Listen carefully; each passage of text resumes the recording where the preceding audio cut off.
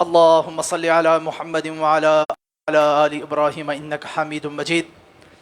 اللهم بارك على محمد وعلى آل محمد كما باركت على إبراهيم وعلى آل إبراهيم إنك حميد مجيد.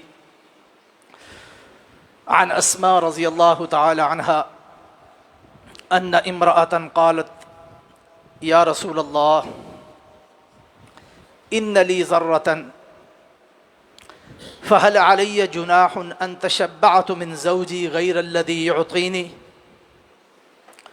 فقال رسول الله صلى الله عليه وسلم: المتشبع بما لم يعطى كلابس ثوبي زور. حضرت اسماء رضی اللہ تعالی عنہ سے روایت ہے کہ ایک خاتون نے رسول اللہ صلی اللہ علیہ وسلم سے عرض کیا، آپ کے سامنے یہ بات کہی کہ اے اللہ کے رسول، میری ایک سوکن ہے، یعنی میرے شوہر کی ایک اور بیوی بھی ہے جو میری سوتن ہے یا سوکن ہے. اگر میں اپنے شوہر کی طرف سے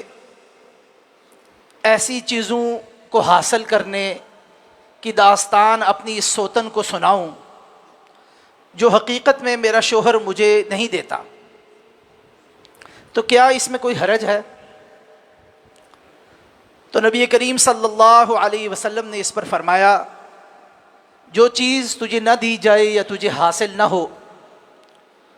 اور اس پر فخر کرنے والا شخص ایسا ہی ہے جو فریب کا جوڑا مانگ کر پہنے. اس حدیث مبارکہ میں رسول اللہ صلی اللہ علیہ وآلہ وسلم نے بظاہر ایک خاتون کے سوال کرنے کے جواب میں ایک بات ارشاد فرمائی، لیکن حدیث مبارکہ کے الفاظ ایسے ہیں اور اس کے اندر معانی کا پورا ایک جہاں اور ایک پوری دنیا جو ہے وہ پنہاں اور پوشیدہ ہے. آپ زمانے کے حساب سے اس کا اطلاق کرتے جائیں اور اپنے آج کے اس زمانے پر اس کا اطلاق کریں، اس حدیث کو لاگو کر کے دیکھیں تو معانی کا اور مفہوم کا ایک بالکل دوسرا ہی جہاں نظر آتا ہے. اور یہ ہے نبی کریم صلی اللہ علیہ وآلہ وسلم کو اللہ کی طرف سے دی گئی حکمت، آپ کو اللہ سبحانہ و تعالیٰ کی طرف سے دیا گیا علم کہ بظاہر ایک معمولی بات پر آپ صلی اللہ علیہ وآلہ وسلم نے اس بات کا جواب دیا، مگر اس کا اطلاق قیامت تک جو انسان آئیں گے ان کی ضروریات اور ان کی طبع اور ان کی طبیعتوں کے حساب سے ہوتا ہے. خاتون آئی اور اس نے پوچھا، یا رسول اللہ صلی اللہ علیہ وسلم، میری سوتن ہے، ظاہر بات ہے سوکنوں کا آپس میں ایک چشمک چلتی ہے، ان کا ایک درمیان ایک خاص طرح کا ایک تعلق اور ایک برتاؤ ہوتا ہے. چاہے بظاہر تعلقات کتنے اچھے کیوں نہ ہوں، لیکن چونکہ ایک ہی شخص سے دو خواتین کی، دو تین خواتین کی شادی ہوئی ہوتی ہے تو ان کے درمیان ظاہر بات ہے ایک مقابلے کی فضا ہوتی ہے، اور سو کر کے بھی آپس میں ایک ایسا تعلق ہوتا ہے جسے کوئی بہت ہموار تعلق نہیں کہا جا سکتا. تو اس نے یہ کہا، اپنی طور پہ سوچا یہ ہوگا کہ میں اپنی سوکن کو یہ بات جتلانے کے لیے کہ یہ جو میرا شوہر ہے وہ میری طرف میلان زیادہ رکھتا ہے،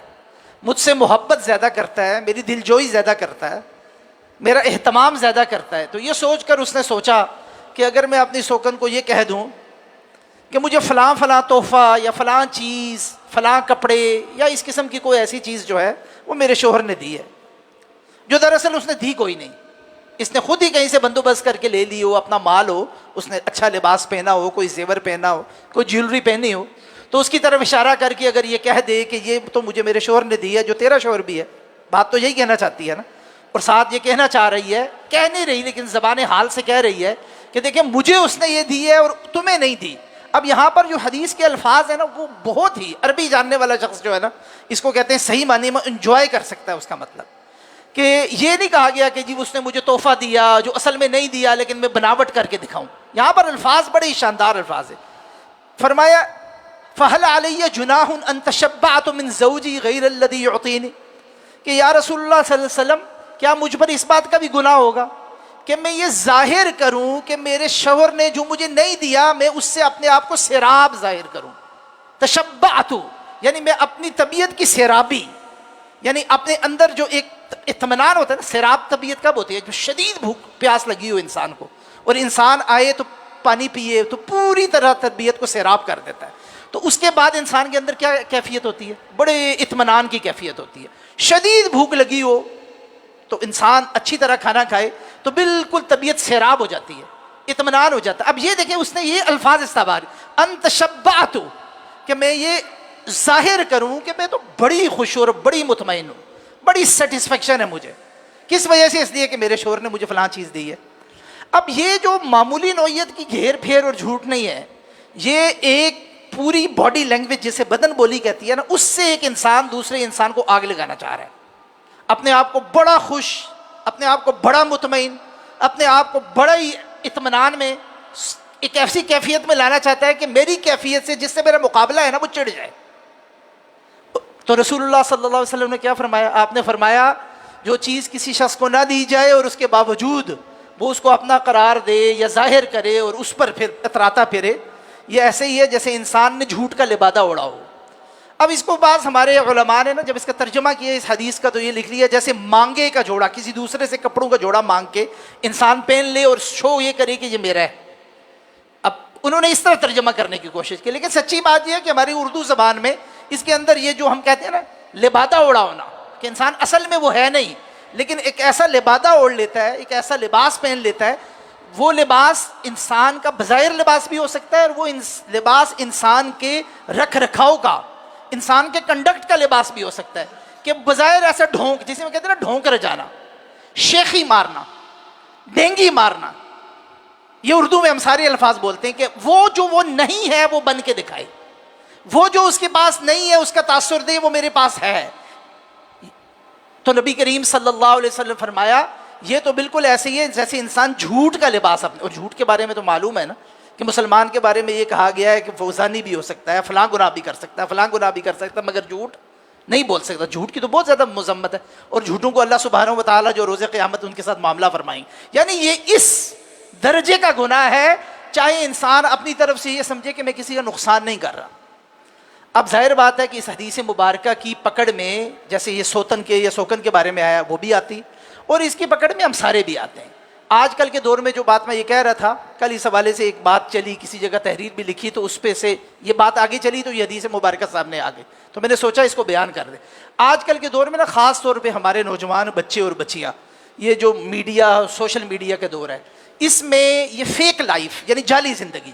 یعنی وہ جو آپ ہیں نہیں وہ بن کے دکھانا، اس لیے کہ آپ دوسروں کو دیکھتے ہیں. وہ جو کہتے ہیں نا کہ کسی کا منہ اگر لال دیکھے تو انسان کو تھپڑوں سے اپنا منہ نہیں لال کرنا چاہیے. کیا پتا کہ اس کا منہ بھی کسی حادثے کے نتیجے میں سرخ ہوا ہو، یا اللہ نے واقعی اس پر انعام کیا ہو وہ سرخ و سفید ہو.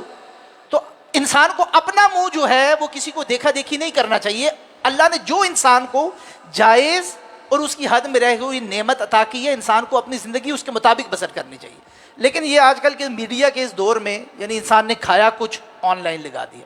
جو کچھ پہنا آن لائن لگا دیا، کسی سے ملا فوراً تصویر کھینچی آن لائن لگا دیا. تاثر کیا دیا؟ کچھ میں تو بڑا پہنچ والا شخص ہوں، بڑی طاقتور شخصیت ہوں، بڑے بڑے بڑے تعلقات ہیں، بڑی اوپر تک انسانوں کی رسائی ہے. یہ سب جعلی جو طرز زندگی ہے، جھوٹا طرز زندگی،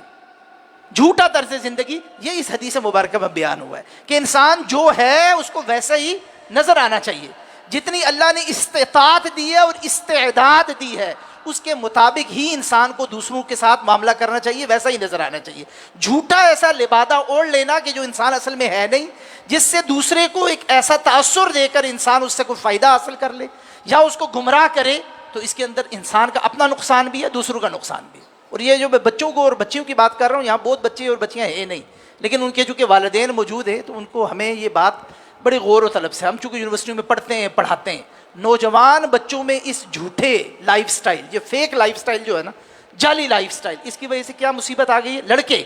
لڑکوں میں یہ ہو گئی ہے، ہم یونیورسٹی میں پڑھاتے ہیں، والدین دیتے ہیں جائیں یہ فیس جمع کرائیں،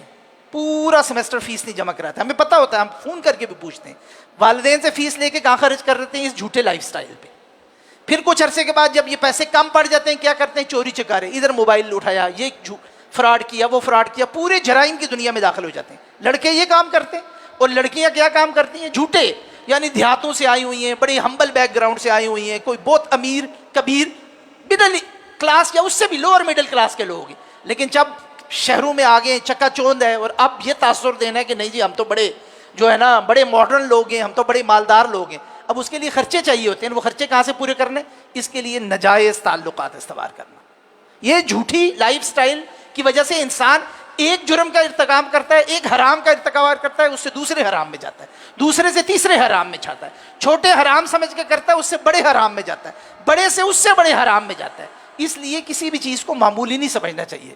گھروں میں کسی بھی بچے اور بچی کے پاس اگر دیکھیں کہ کوئی چیز غیر معمولی ہو رہی ہے، جس سوشل سٹیٹس کے ہم لوگ ہیں، کسی بچے نے موبائل اٹھایا ہوا ہے اور اتنا قیمتی اٹھایا ہوا ہے جو ہمارے سوشل سٹیٹس کے مطابق نہیں ہے، فوراً پوچھیں بچے اور بچی سے یہ کہاں سے آیا ہے۔ کوئی ایک ایسی چیز اٹھائی ہوئی ہے، کوئی کپڑا ایسا پہنا ہوا ہے، کوئی جولری ایسی پہنی ہوئی ہے، کوئی ایسی چیز لی ہوئی ہے جس کے بارے میں آپ کو معلوم نہیں ہے۔ ایک تو ہے نا آپ کو معلوم ہے کہ فلاں خاندان کے بندے نے فلاں بندے نے تحفہ دیا ہے، وہ قابل فہم ہے، لیکن اگر ایسا نہیں ہے فوراً ٹوکیں، فوراً پکڑ کریں، فوراً پوچھیں کہ یہ چیز کہاں سے آئی ہے۔ حضرت زکریا علیہ السلام نے حتیٰ کہ حضرت مریم سے پوچھا تھا، جب ان کے پاس جاتے تھے اور دیکھا کہ وہاں پر بڑے فروٹ اور پھل اور بے موسمی پھل موجود ہیں، تو انہوں نے یہ نہیں کہا جی اچھا یہ تو مریم ہے اور مریم تو اتنی پاک باز ہے اور میں اس کا گارڈین ہوں، مجھے کیا لگے، میں کون سا اس کا باپ ہوں۔ فوراً خالو نے فوراً پوچھا، قال یا مریم انا لکی ھذا، مریم یہ کیا ہے۔ حالانکہ دیکھیں وہاں پر حضرت زکریا کا مقام دیکھیں، حضرت مریم کا مقام دیکھیں، مگر اس کے باوجود فوراً کوئی غیر معمولی ہلچل دیکھی، غیر معمولی نوعیت کی چیز دیکھی، فوراً پکڑ کی، فوراً سوال اٹھا لیا، قال یا مریم انا لکی ھذا قالت هو من عند اللہ، وہ تو انہوں نے آگے سے جواب دیا یہ تو اللہ کی نعمتیں اللہ کی طرف سے۔ تو ہم کون ہوتے ہیں اور ہماری کیا مجال ہے؟ تو ہمارے گھروں میں ہمارے زیر نگرانی اگر اس قسم کی کوئی غیر معمولی چیز ہو فوراً پوچھنا چاہیے کہ یہ خدا نخواستہ یہ معاملہ تو نہیں ہے جو اس حدیث مبارکہ میں ذکر ہوا ہے کہ انسان ایک جھوٹے لائف سٹائل میں اور جھوٹ بول کر ایک ایسے چکر میں اور اپنی زندگی کو ایسی مشکل میں ڈالنے کے لیے جا رہا ہے جس کے نتیجے میں اس کی زندگی تو مشکل میں جائے گی ہی جائے گی، خدا نخواستہ بعد میں باقی لوگوں کی زندگی بھی مشکل میں چلی جائے۔ اللہ سبحانہ و تعالیٰ سے دعا ہے کہ وہ ہمیں ان حدیث پر ان کو سن کر ان پر عمل کرنے کی توفیق عطا فرمائے۔ سبحانک اللہم و بحمدک اشہد ان لا الہ الا انت سبحانک استغفرک و اتوب الیک۔